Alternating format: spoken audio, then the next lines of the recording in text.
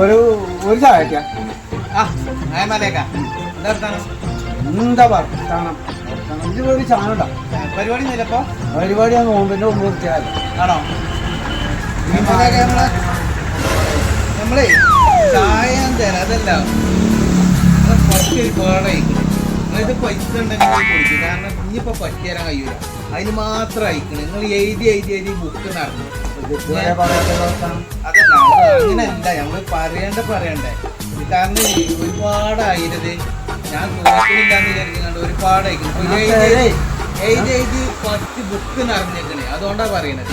അതായത് പൈസ ഉണ്ടെങ്കിൽ നിങ്ങൾ കുടിക്കല്ല. അപ്പൊ ഞാനെന്താ പറയാ, സാധാരണ ഒന്ന് കുടിക്കുന്ന സ്ഥലമാണ് ഇതാ പറ്റി ഇത് പറ്റി എഴുതിയപ്പോ എന്റെ ബുക്ക് നിറഞ്ഞേക്കണം. അതാണ് നമുക്ക് പൈസ ഉണ്ടെങ്കിൽ കുടിക്കും. ആയിക്കോട്ടെ, ആ ഒരു കാര്യം ചെയ്യാം.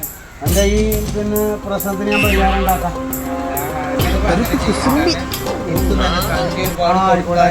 വിഷമിക്കൊന്നും വേണ്ട. ഇതിന് പ്രശ്നത്തിന് പരിഹാരം ഉണ്ടാക്കിയാ പോരെ. ആയിക്കോട്ടെ കേട്ടോ. ശരി, ഞാൻ വരാം. അല്ലടാ, ഒരുപാട് ആൾക്കാരുണ്ട്. അതുകൊണ്ടാണ് എത്രങ്ങാനും അറിയാം ചായയുടെ പൈസ തരാന്. അതുകൊണ്ടാണ്, അല്ലാതെ വേറൊന്നും. അയാളിങ്ങനെ ഒന്നിലൊക്കെ കിട്ടിയ പെൻഷൻ പൈസ ഒക്കെ കിട്ടിയിട്ടുണ്ടാവും. തരായിയാണ്.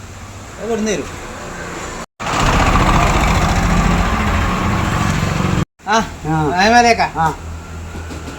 എന്നിട്ട് പിന്നെയും ഒന്നും കളിയില്ലേ? പിന്നെ വരാതാക്കാൻ പറ്റുമല്ലോ.